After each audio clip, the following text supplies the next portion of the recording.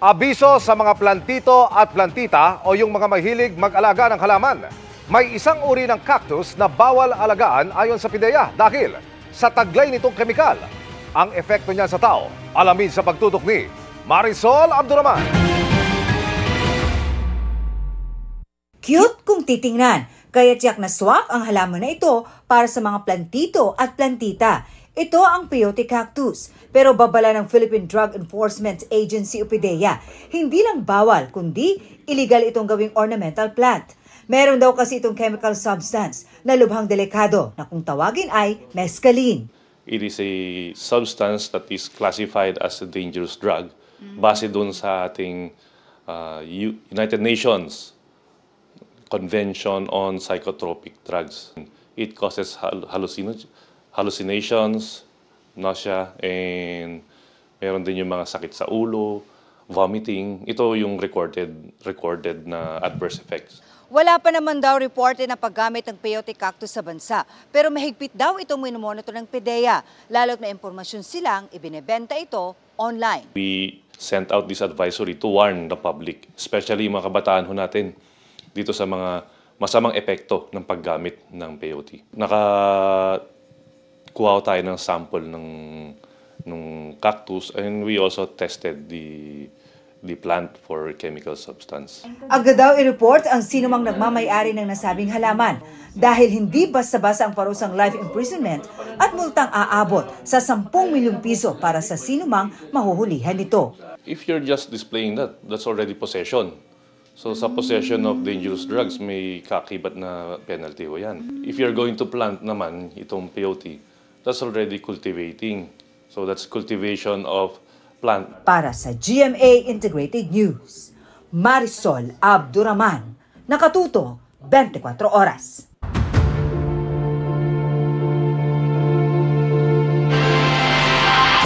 Ilang dokumentong konektado sa flood control project ang nakuha sa mga vault sa loob ng condo unit ni Zaldico sa Taguig.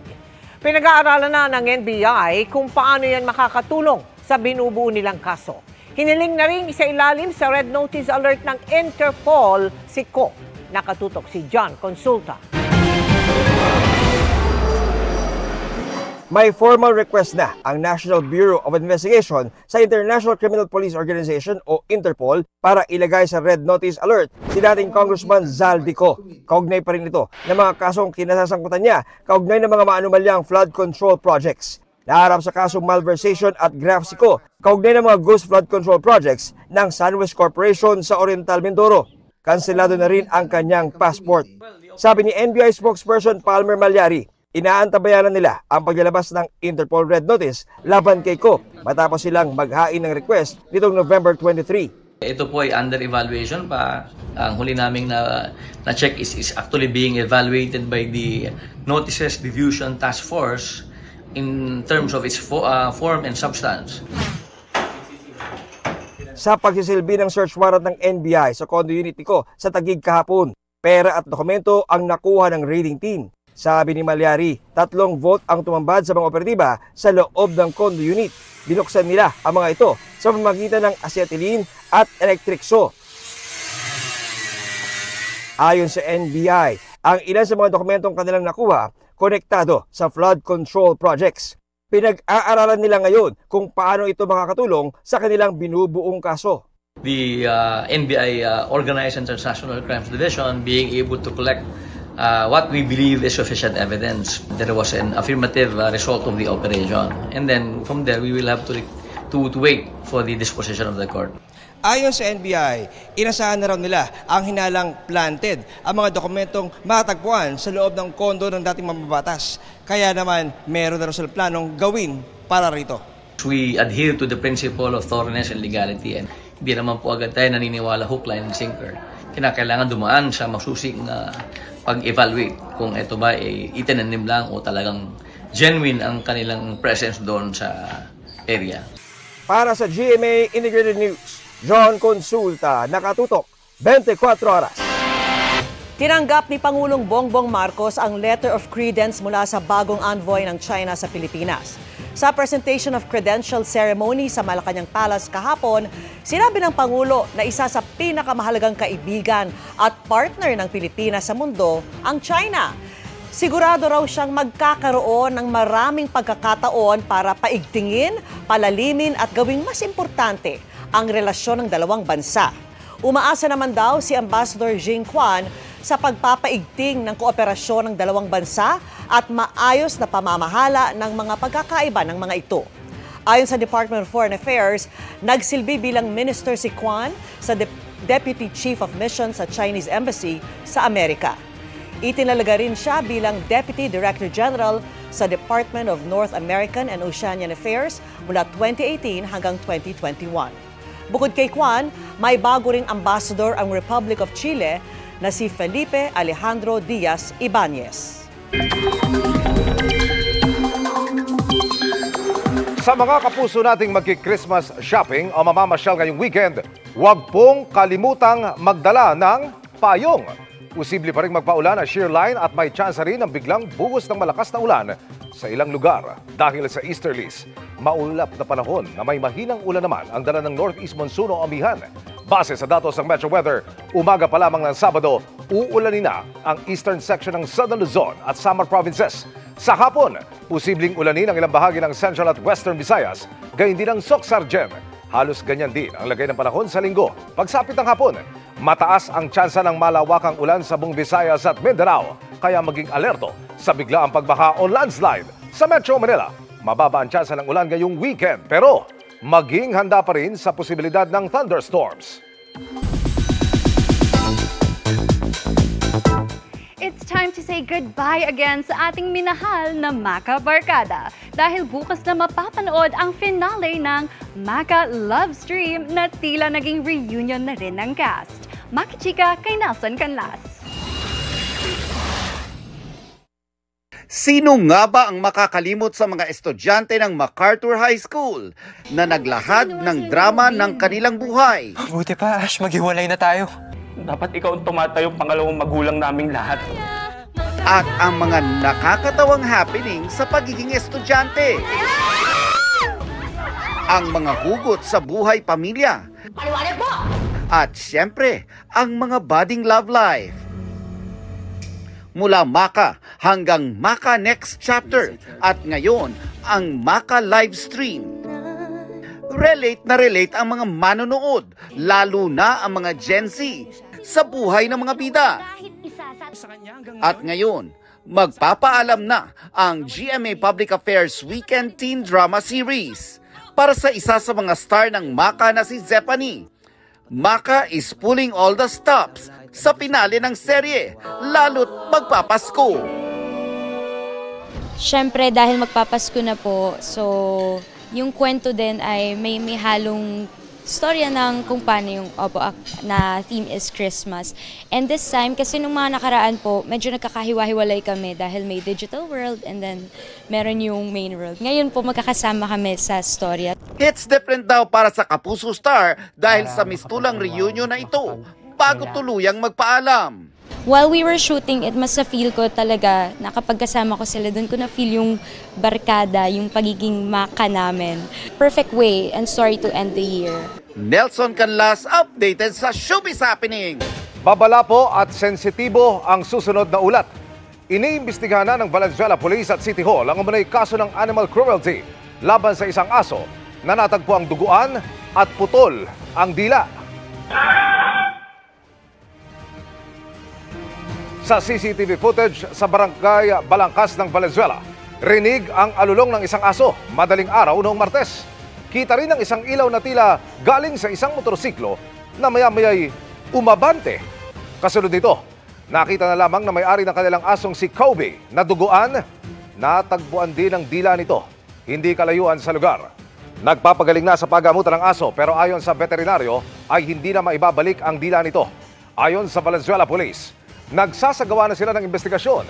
Isang saksi umano ang dumulog sa kanila at nagsabing nasugatan umano si Kobe matapos makaaway at makagat ng iba pang aso sa kalsada.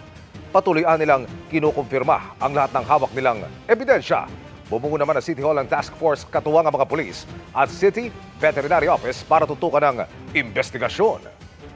Huling 2 Biyernes bago magpasko, kaya lalong kabi-kabila ang mga Christmas party at mas dagsa ang mga namimili. Kamustay na po natin ang Christmas traffic. At mula po sa EDSA Orense, nakatutok live si Jamie Santos. Jamie, kamusta na? Vicky, mas mabilis pang maglakad kaysa sumakay ng sasakyan ngayong Biyernes. Bago pa man kasi magsimula ang rush hour ay napakatindi na ng traffic sa EDSA at maging sa mga alternate routes. Biru-biru ang may laman. Pag may nagtitinda na sa kahabaan ng EDSA, siguradong mabigat na ang daloy ng trapiko. At kanina nga, ilang vendor ang nakita nating nag-aalok na ng mga malamig na inumin at mani para hindi mainip ang mga motorista sa mahaba at halos di umuusad na traffic. Pasado 3:30 ng hapon, mabagal na ang takbo hindi lang sa EDSA, kundi pati sa mga alternate route tulad ng Summer Street sa Quezon City. Dagdag bigat pa ang pagkuha ng isang lane para sa nakatakdang Bazaar o Bancheto mamayang gabi. Pahirapan din lumabas ng EDSA ang mga galing sa mga looban tulad ng Scout Borromeo dahil sa bumper-to-bumper traffic. Mistulang parking lot ang Kamuning flyover sa sobrang bagal ng daloy ng mga sasakyan ngayong hapon. Dahilan para ilang rider ay sumingit na sa mga pagitan ng lanes para lang umusad. Slow-moving din ang mga sasakyan papuntang Aurora Underpass kung saan sabay-sabay na ang uwian at Christmas errands ng mga motorista. Pagdating ng EDSA Connecticut, 5:00 ng hapon, moving naman. Yun nga lang, hindi lalagpas ng 5 to 10 kilometers per hour ang takbo ng mga sasakyan. Heavy traffic din ang pa-Ortigas flyover. Yung papasig, medyo mas mabilis ang galaw ng mga sasakyan. Sa tindi ng traffic sa Ortigas flyover, may isang kotse tayong namataan na dumaan sa bus lane. Sa mga mall zones tulad ng Ortigas area, nagkakaroon ng bottleneck dahil sa pila ng mga sasakyan para makapasok sa mall. Mistulang palamuti sa Christmas tree ang mga sasakyan sa EDSA Guadalupe. Pulang-pula ang ilaw ng mga sasakyan sa tindi ng traffic. Vicky, paalala sa mga motorista para hindi maipit sa heavy-gut na traffic, i-adjust ang oras ng kanilang biyahe kung maaari at gumamit ng mga alternate routes para hindi maipit sa mga pila ng sasakyan. At yan ang latest mula rito sa EDSA Orense. Balik sa iyo, Vicky. Maraming salamat sa iyo, Jamie Santos. Dahil sa bagsik ng Bagyong Tino, wala nang mababalikan na tahanan ng ilang kababayan natin sa Negros Provinces ngayong papalapit na Pasko. Para maibsan ang kanilang hirap, naghatid ng GMA Kapuso Foundation ng mga food pack, tubig at iba pa nilang pangangailangan doon. Sana ipatuloy po natin silang samahan na makapag-umpisa muli. Isang buwan nang nakatira sa evacuation center ang mga residente ng Barangay Yubo sa bayan ng La Carlota sa Negros Occidental matapos ang pananalasa ng Bagyong Tino. Karamihan kasi sa kanila, wala ng bahay na mauuwian. Gaya ni Marlita na tinangay ng malakas na agos ng ilog ang bahay. Nga tadlong sa nga balay na ara kami daginidas mga bubos kinaya. Dako gidya ga lapaw sa pusti. Si Igmedio, gumawa na ng kahoy na tulay sa kanilang barangay Ginpanaan, Moises Padilla, para makapaghanap buhay na ang kanyang mga kapitbahay. Isipan naman ng gawin para makatulong sa tao. Ang Bagyong Tino, lahat ng tao hindi makatawid. Sa barangay Masulog, sa Canlaon City naman, maraming residente pa rin ang hindi alam kung paano mag-uumpisa muli dahil sa bagsik ng Bagyong Tino. Matapos maghatid ng tulong ng GMA Kapuso Foundation sa Cebu, sa Negros Oriental at Occidental naman tayo nagtungo para muling maghatid ng tulong sa mga nasalanta ng bagyo. 12,000 individual sa bayan ng Canlaon, La Carlota at Moises Padilla ang nabigyan natin ng mga food pack. May handog din tayong pagkain, tubig at diaper. Every time na may kalamidad na dumating dito sa aming barangay, si GMA Kapuso ay hindi talaga kinakalimutan.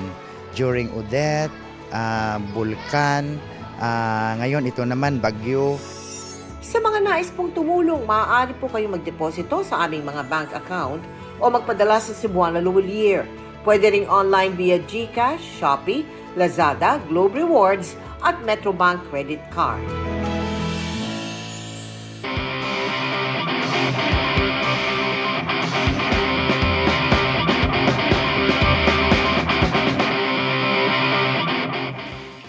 This 2025, nasaksihan natin ang panganib ng basurang bumabara sa mga daluyan ng tubig gaya ng mga ilog. Yan ang iniiwasan kaya mahalagang linisin yan. Sa Pasig River, may eco-friendly smart vessel na pinaandar para mapabilis ang pagtatanggal ng basura. Tara, let's change the game!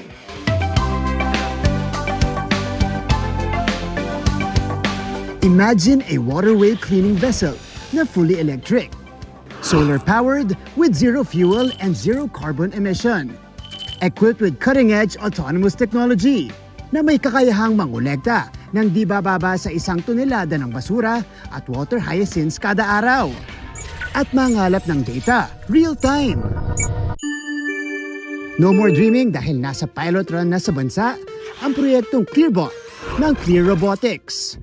Katuwang ang Ayala Foundation Incorporated, Asian Development Bank, MMDA at Metro Manila local government units. O diba? Goodbye mano-manong paglilinis na ng estero. We kind of came up with this idea as university students. We saw a lot of pollution in the water and we thought, okay, we should do something about it. So since then we have been working on making this into a reality, and now we have about 20 of these boards that we've built, and this is going to be the first one in the Philippines. Tampok ang artificial intelligence-enabled robotic vessel na ito sa inisyatibong linisin ang kahabaan ng Pasig River. AI plays a huge role actually in our autonomous driving system as well as in our data collection system. Basically, using AI, we are able to detect what kind of waste we have pulled out of the water, and this helps us make the data model. Ang first of its kind na vessel na ito sa bansa. Alam nyo bang nakapag-alis na ng 20 toneladang water hyacinth sa loob lang ng 27 araw? So our vision is that we are able to support the local communities in the Philippines, support the Estero warriors with this kind of machine so that they don't have to get their hands dirty and that we can actually have a more scalable solution to managing the problem. May dalawang klase ng operating mode ang ClearBot na may attached GPS din for real-time monitoring. There's radio control and autonomous. So in radio control, the operator can see a live stream and drive it with the controller. And in the autonomous mode, basically we can set up some waypoints and the operator can press a button and the machine will go automatically to those areas and do the cleaning work. No wonder suportado ito ng mga lokal na pamahalaan sa Metro Manila. This is a good step forward. It's good to see the ClearBot in person, or live in action. We've been talking about this, we've been planning for this, and now we see how the innovation will be used to help clean up our rivers. Ang ganitong klaseng teknolohiya ay kakaiba. 2 unit lamang meron dito sa Pilipinas, nitong ClearBot. At ang isa, nakadeploy ngayon dito sa San Juan hanggang sa Enero. I am certain that we can create a cleaner and clearer Pasig River. There you have it mga kapuso, a game-changing innovation for Pasig River's plastic pollution mitigation. Para sa GMA Integrated News, ako si Martin Navier, changing the game! Mga kapuso, litaw ang pagiging creative at unique ng ilan sa paglalagay ng mga dekorasyong pampasko. Sa Guimaras, hugis mangga ang isinabit sa Christmas tree, habang sa Bataan tila papasok sa loob ng Christmas tree ang entrance ng munisipyo. Nakatutok si Bernadette Reyes.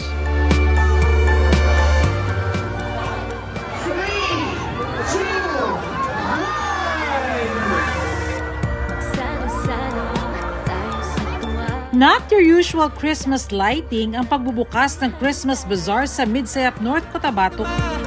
Ang masayang pagdiriwang lalong pinaganda ng engranding light and music show. Hindi lang yan ang sinubaybayan at hinangaan ng mga bisita dahil nagkaroon din ng pyro musical display.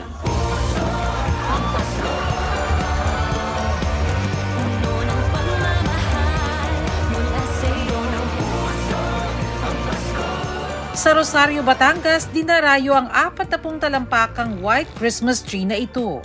May tunnel of lights din na perfect picture spot. at kaliwat kanan ng iba pang mga palamuti kabilang ang electric tulips na ito at Christmas lights na hugis, bulaklak at butterfly.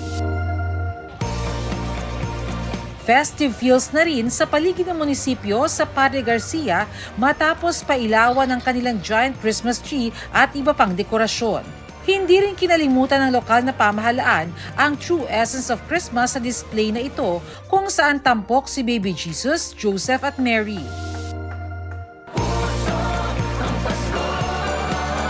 Rocking around the Christmas tree, into the Christmas tree? Yan ang malaking atraksyon sa entrada ng munisipyo ng Limay, Bataan. Ang mga bisitang papasok sa gusali, tila stepping into the Christmas tree na abot sa 3 palapag ang taas. May mga dekorasyon din sa parking area at sa loob ng Municipal Hall. Nakakatakam naman ang Christmas decoration sa Guimaras. Dahil kilala bilang home of the sweetest mangoes, kumukutitap ng mga hugis mangga ang isinabit nila sa higanteng Christmas tree. Bida rin ang lighted images ng mga tourist sites ng probinsya gaya na lang ng Balaan Bukid at White Sand Beaches. Candy Wonderland naman ang tema ng dekorasyong pamasko sa plaza ng Silay City, Negros Occidental. Agaw atensyon ng pink giant Christmas tree na may 3D design ng bahay, candies at star. Para sa GMA Integrated News, Bernadette Reyes, nakatutok. 24 oras.